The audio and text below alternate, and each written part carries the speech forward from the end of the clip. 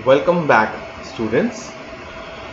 In this 13th lesson of current electricity, class 12, today we are going to talk about a very conceptual difference, and that is what is difference between potential difference and EMF, electromotive force. This is quite a confusing topic, so hopefully after this lecture you would have a clear understanding about the two. So let us begin. This is Minish Gulati on behalf of Happy Model Higher Secondary School, Udhampur, bringing you a technologically advanced lecture on this topic. Friends, look here. This yellow is the battery. This head is the positive terminal. Negative is the back of the cell. And हम क्या देखते हैं यहाँ पर? That outside, as soon as these charges come out of, people means charges, okay, charges come out of the positive terminal, they start running, they have a lot of energy, but once they are trying to enter into the cell, they are weak, less energetic. As soon as they come inside the cell, they are electrified, they are charged, they leave their stick and they start jumping and rolling and moving to the battery. So therefore we say battery is a place where electrical energy is gained by the charges. Weak charges become energetic inside the battery as they move from the negative terminal, the lower terminal, towards the positive terminal or the higher potential terminal. But कहानी इतनी आसान नहीं है. Battery के अंदर भी कुछ दिक्कतें होती हैं, कुछ रेजिस्टेंसेस होती हैं. वो जो रेजिस्टेंसेस हैं तभी तो अंदर ये तड़प तड़प के जा रहे हैं. It is not they are starting to just run. ये धक्का वक्का खाते हुए सेल के अंदर से गुजर रहे हैं, बट जब बाहर निकलते हैं तो yes, they are energetic. So we can imagine that कोई भी बैटरी, कोई भी cell is a combination of a source of energy, positive terminal, negative terminal, and inside the battery we also have a small internal resistance, small r of the cell. So cell के अंदर ना सिर्फ energy gain होती है, cell में थोड़ा loss भी होता है, बिकॉज सेल की अपनी कुछ इंटरनल रेजिस्टेंस होती है. ये internal resistance of the cell is not a constant, it varies. We will see this after a while. किन फैक्टर्स पे internal resistance of the cell depend करता है is also something that we need to learn. But ये जो energy gain होती है battery के अंदर, that is called as the EMF of the cell, electromotive force of the cell. तो cell के अंदर कुछ गेन होता है और उसके अंदर थोड़ा लॉस भी होता है, तो नेट जो होता है उसी को बोलते हैं टर्मिनल पोटेंशियल डिफरेंस. टर्मिनल मतलब जो सेल के बाहर अगर वोल्टमीटर लगाया जाए तो वो क्या रीडिंग देता है, उसको बोलते हैं हम terminal potential difference of a cell. तो कुछ टर्म्स हम इकट्ठी कर रहे हैं, we will deal with them in greater detail. तो अब हम जरा पिक्चर की बात करें, अंदर की बात करें. एक सेल है, एक नया सेल आप मार्केट से लेकर आते हैं, अभी फ्रेश सेल है, उसको हम अपनी टॉर्च में डालते हैं, किसी भी रिमोट में डालते हैं तो बहुत अच्छा काम करता है. टॉर्च में डालते हैं, बहुत ब्राइट ग्लो करता है. उसको आप यूज़ करते रहो कुछ दिनों तक, यू विल फाइंड दैट अब वो उतना ब्राइट टॉर्च की लाइट नहीं रहती है, कम हो गई है. हुआ क्या? बेसिकली जो इलेक्ट्रिकल एनर्जी सेल दे रहा था ना, वो हमने आपको एनर्जी दिखाई थी यहाँ पर. ये एनर्जी जो सेल दे रहा है, कहाँ से आती है सेल के पास energy? The energy inside the cell comes from the chemical reactions that take place inside the cell. And we know from chemistry that whenever reactions happen, products are formed, and the products are further non-reactive, they do not participate in the reaction. अब products जो है ये cell के बाहर तो जाते नहीं, ये तो वहीं रहते हैं, सेल के अंदर ही रहते हैं. They are like obstructions in the path of the flow of current. तो जब चार्जेस आते हैं नेगेटिव से पॉजिटिव की तरफ जाते हुए एनर्जी गेन करते हैं, लेकिन वो टकराते रहते हैं इन प्रोडक्ट्स के साथ. एंड ये जो टक्कर है, जिगजैग पाथ जो लेना पड़ता है इनको, दिस इज द दिक्कत to the charges inside the cell. जैसे जैसे सेल यूज होता रहेगा, these dikkats inside the cell would keep on increasing, and we say internal resistance, small r of the cell, would increase. Just imagine another analogy I am giving you. Imagine एक नई नई सड़क बनी है, अभी अभी लुक डली है, एकदम फ्रेश ब्यूटीफुल. उस पर एक गाड़ी चलाना कितना अच्छा लगता है. Smooth road, no bumps, no jumps, no khaddas as well. So you are able to go smoothly on the road. But if you keep using the road over the months, over the year, you will find some potholes would be formed. कुछ truck वाले अपने पत्थर वहाँ छोड़ गए होंगे, कुछ रेत का ट्रक जंप मार के अपनी रेत गिरा गया होगा सड़क पे ऊपर, कुछ बजरी गिर गई होगी. अब वो रोड स्मूथ नहीं रही है, किसी ने नाली खोद दी होगी तो खड्डे बना दिए होंगे, कोई स्पीड ब्रेकर आ गए होंगे. द दिक्कत्स on the road have increased. Now it is not possible for us to move that fast on that road. तो वो जो दिक्कत है वो बढ़ने से हम बोलते हैं रोड की resistance has increased. Similar kind of things happen in a cell as well. The resistance, the internal resistance, small r of a cell, that is variable and it increases with usage of the cell. But जो energy मिलती है वो तो हमको reaction से मिलती है. जब भी एक रिएक्शन होता है, the amount of energy produced per reaction is called the EMF of the cell, and that is a constant. एक रिएक्शन होगा तो उतनी एनर्जी होनी है produce. But the internal resistance of the cell increases. Right? So what we are saying is cell के अंदर एक source of energy है और एक इंटरनल रेजिस्टेंस है.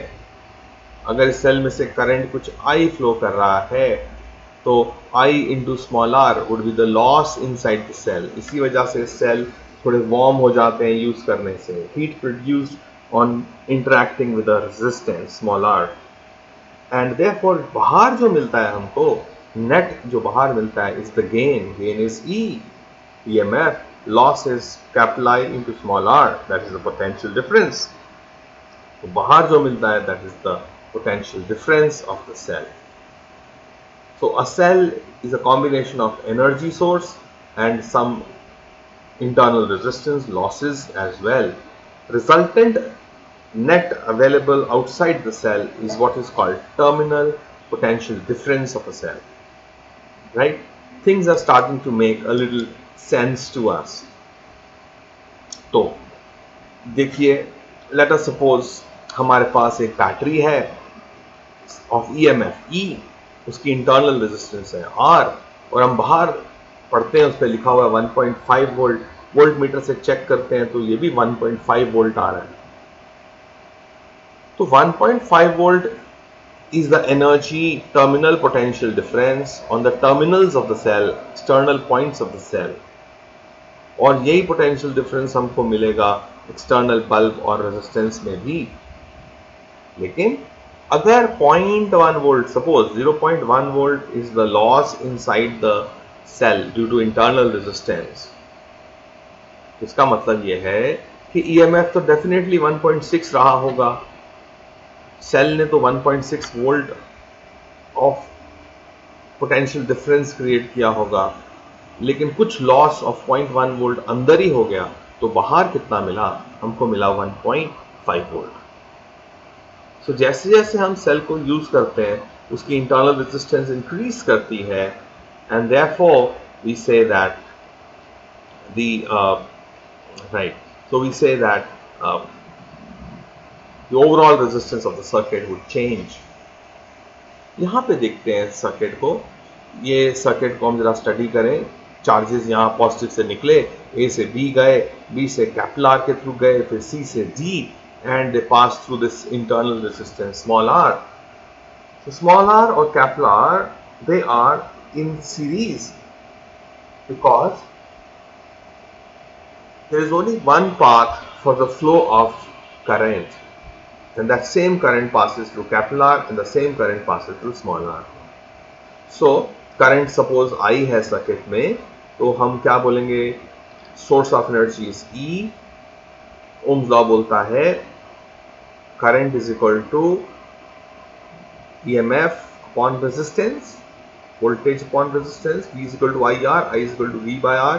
तो V कौन है हमारा, EMF है, upon R effective, और R effective कितना है, that's capital R plus small r।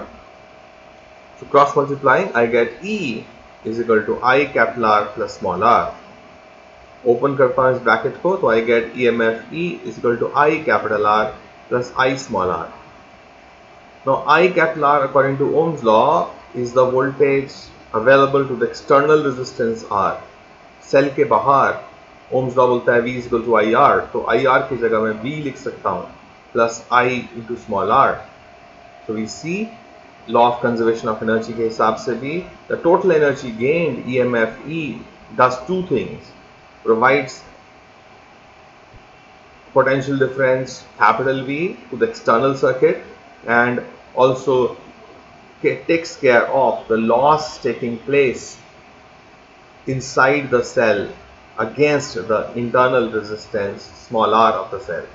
तो जो टोटल एनर्जी गेन किया उसने दो काम किए, एक बाहर बैटरी को रेजिस्टेंस को एनर्जी दी V, और एक लॉस किया inside the cell that is equal to IR, right. Now हम देखें एक टेबल देखते हैं। मान लो EMF of a cell is 1.6 volt, the loss against the internal resistance suppose starting में है 0.1 वोल्ट, तो बाहर क्या मिलेगी हमको, VR मिलेगा 1.5 वोल्ट। अगर सेल को इस्तेमाल करते करते है ना, तो voltage across the internal resistance plus voltage across the external resistance is equal to the energy gain. किसी भी सर्किट के अंदर this is always true, energy gained is equal to the energy lost। तो जैसे जैसे सेल इस्तेमाल होता रहेगा the loss against internal resistance बढ़ता रहेगा, because प्रोडक्ट्स की पॉपुलेशन बढ़ जाएगी, डेंसिटी बढ़ जाएगी, दिक्कत बढ़ जाएगी, लेकिन पर रिएक्शन जो एनर्जी प्रोड्यूस हो रही है वो तो कांस्टेंट है 1.6 1.6 1.6, लेकिन internal resistance loss VR would be increasing 0.1 0.2 0.3 0.4 0.5। तो हम देखेंगे बाहर जो बाहर के सर्किट को मिलेगा वो कम होना स्टार्ट हो जाएगा, 1.5 1.4, 0.3 हुआ तो 1.3, 1.4 जब इंटरनल एनर्जी का लॉस है तो बाहर सिर्फ 1.2 मिलता है। If you add 0.4 and 1.2 you'll reach 1.6। so this equation is being valid। so we find that the EMF of a cell is a constant, but the losses taking place inside the cell, they increase, while the potential difference available outside the cell, called as terminal potential difference, it decreases with usage of the cell। Let us look at a FET simulation to understand and take some readings। so let's see here, we have a circuit। हमने इस circuit में एक 9 volt की battery ली है, यहाँ पे एक की है, इस की को हम ऑफ कर देते हैं तो करंट बंद हो जाता है।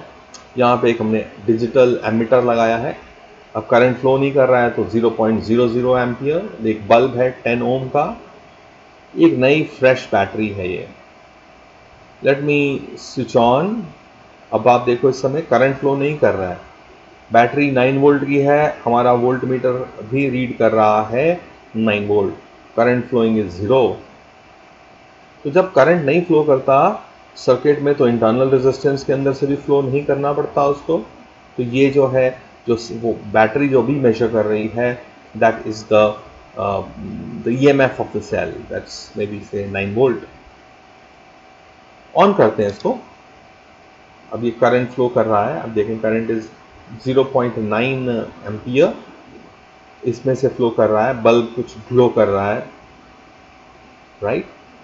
Now let me increase the internal resistance of the cell. Let me make it 1 ohm.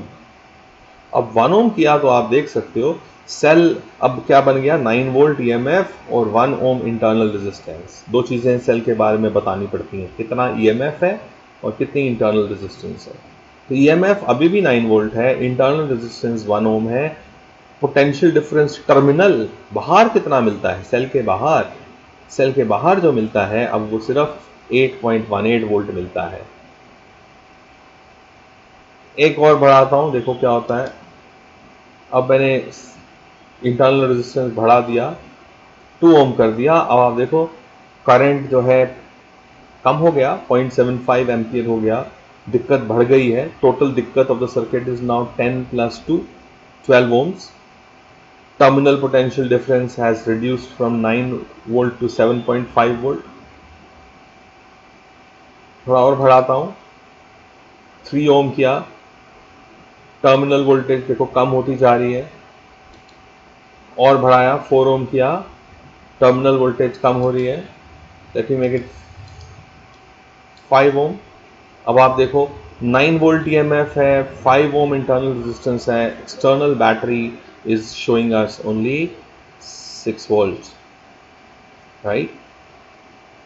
Bulb की ग्लो कम होता जा रहा है. देखो मैं थोड़ा फास्ट करता हूँ, देखो ये देखो 10 ओम कर दिया, बल्ब वीक हो गया. पुराना सेल बल्ब को ज़्यादा स्ट्रॉन्ग ग्लो नहीं कराता है. बल्ब को अब 4.5 वोल्ट ही मिल रही है जब इंटरनल रेजिस्टेंस 10 ओम हो गई है. पुराना सेल है ये. अगर नया सेल होता, इंटरनल रेजिस्टेंस मान लो नेग्लिजिबल होती, 0 होती, तो वी फाइंड हमको बाहर 9 वोल्ट ही मिलता, बल्ब ब्राइट ग्लो करता. लेकिन जैसे जैसे इंटरनल रेजिस्टेंस इंक्रीज करती है, 2 ओम हो जाती है इंटरनल रेजिस्टेंस, तो टर्मिनल पोटेंशियल डिफरेंस भी कम होता रहता है. So this verifies the table that we have drawn so far.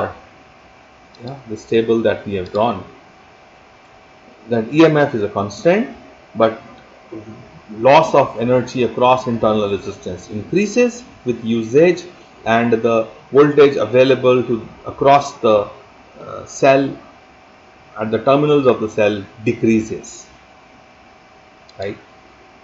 So हमारे पास जो इक्वेशन अभी अभी हमने डिराइव की है वो है E = IR + I small r.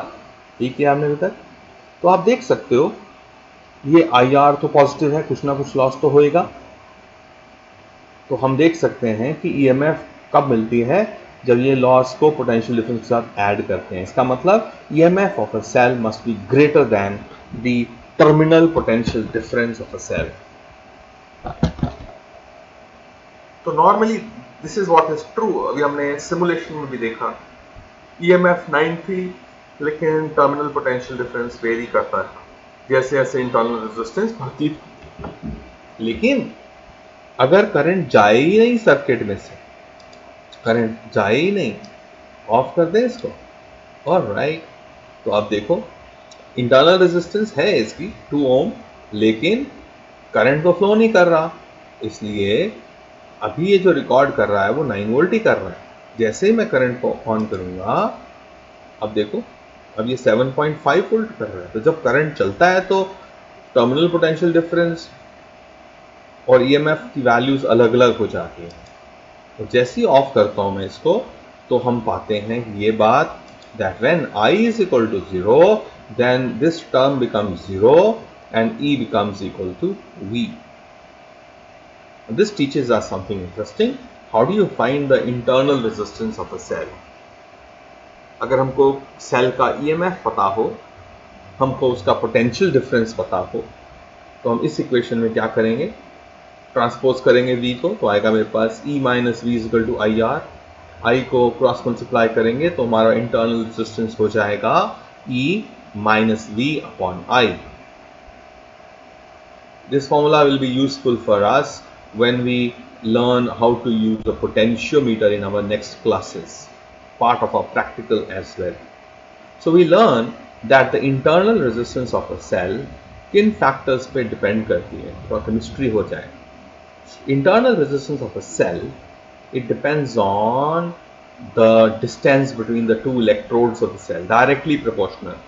Gap बढ़ा दूंगा इलेक्ट्रोड्स के बीच में तो इंटरनल रेजिस्टेंस भी बढ़ जाएगी, क्योंकि बीच का डिस्टेंस बढ़ गया, जैसे रेजिस्टेंस में होता है ना R is equal to rho L A, L बढ़ गया, लेंथ बढ़ गई, तो बिल्कुल वैसा ही है यहाँ पर भी.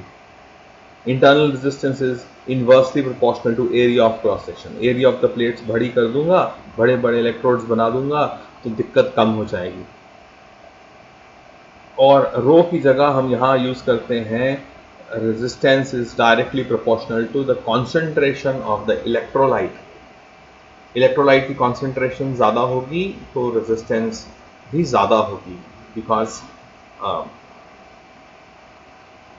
रुकावटें ज़्यादा हो जाएंगी, दिक्कत ज़्यादा हो जाएगी, कोलाइडिंग वाली पार्टिकल्स ज़्यादा हो जाएंगे. एंड एक और फैक्टर होता है, and that is internal resistance is inversely proportional to temperature. Temperature को सेल को बढ़ा दो तो इंटरनल रेजिस्टेंस कम हो जाती है, inversely proportional. Just to remind you एक एग्जांपल, देखो सर्दियों में हमारे जब सेल रिमोट के काम नहीं कर रहे, अभी हमारे पास सेल नहीं है, इमीडिएटली हमको चलाना है रिमोट, तो क्या करते हैं, हम सेल निकालते हैं हाथों में, उसको ऐसे करके हम रब करते हैं, गर्म करते हैं सेल्स को. गर्म करने से सेल का टेम्परेचर इंक्रीज कर जाता है, और अगर सेल का टेम्परेचर इंक्रीज करेगा तो you can see the internal resistance of the cell would decrease. Internal resistance कम हो जाएगी तो जो वोल्टेज मिलेगी बाहर एक्सटर्नल सर्किट को वो बढ़ जाएगी, और हमारा रिमोट वापस से काम करना शुरू हो जाएगा. तो आज हमने समझा किस तरह से that change of temperature affects the internal resistance of the cell and why cells start to operate and to work on being warmed up. So this graph teaches us that जब current zero होता है, here current जब zero होता है तब जो उस समय रिकॉर्ड होती है वोल्टेज, उसी को हम बोलते हैं EMF. और अगर हम शॉर्ट सर्किट कर दें, आप एक गुड कंडक्टिंग वायर से सेल को जोड़ दें, तो क्या होगा, खूब करंट फ्लो करेगा, तब जो है उसका EMF वोल्टेज जो है वो कम होकर ज़ीरो हो जाएगा. शॉर्ट सर्किटिंग करंट पे वोल्टेज ज़ीरो हो जाती है.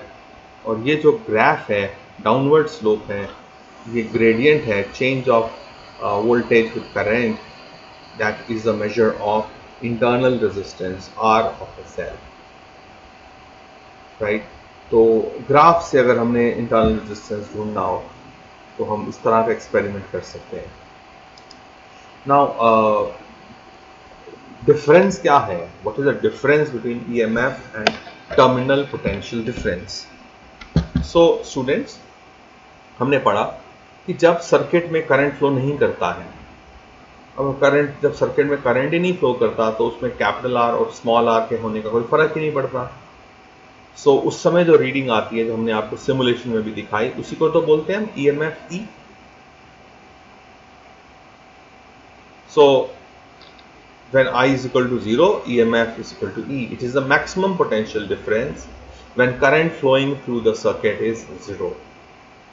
Whereas terminal potential difference across the electrodes when current flows through the circuit is called as potential difference or terminal potential difference. So terminal potential difference is the potential difference at the terminals, endpoints of the cell when current is flowing. Current को रोकना हो तो circuit को क्या करना पड़ेगा, open करना पड़ेगा. So EMF of a cell, point number 2, it is found when the circuit is open, whereas terminal potential difference is found when the circuit is closed. This is the formula. Potential difference, terminal potential difference is E minus IR. Total gain minus total loss inside the cell is the voltage available outside the cell, called terminal potential difference. If I is 0, you can see E will become equal to V. EMF of a cell is the energy produced per reaction. It is independent of the internal resistance of the cell. Whereas what is available outside the cell on its terminals depends on the value of IR. So terminal potential difference depends on the internal resistance R of the cell, right? So एक independent of R, एक dependent on R. The term EMF is used to imply a source of electrical energy. जब भी हमें बोलना होता है solar electrical energy, we say solar EMF, chemical EMF, reactional EMF, and so on. So EMF is used to always refer to source of energy, whereas potential difference, ulta pado, is the difference in the electrical potentials.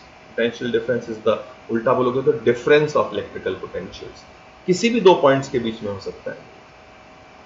जब कोई cell discharge हो रहा होता है, बड़ा important point है from neat and entrance point of view. जब हम सेल को यूज करते हैं तो उस समय EMF greater than potential difference terminal होता है, और you can say terminal potential difference is less than EMF. Simulation में भी देखा हमने.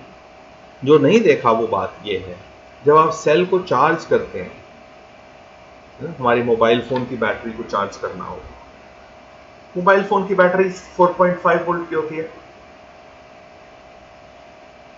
अब अगर उसको चार्ज करना है हमने, तो जो चार्जर है वो 4.5 वोल्ट से बड़ा होना चाहिए.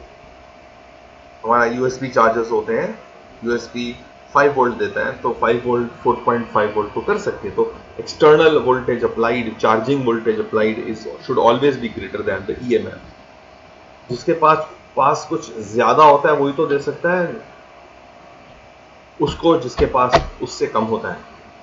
So students should always stay humbled and ready to absorb knowledge. If they think that they know more than the teacher, then that's a problem. Then knowledge would stop to flow. Charging voltage में external voltage ज़्यादा होती है as compared to EMF, और EMF is the cause. EMF current को चलाता है, potential difference इसका effect होता है, right? So these are some points that I have discussed with you. You can have a look at this, pause it and look at these words as well, right? तो इसका मतलब हमने कहा EMF is associated with an electrical energy source, for example a dry cell. जबकि potential difference is a difference of potential between any two points in electric circuit.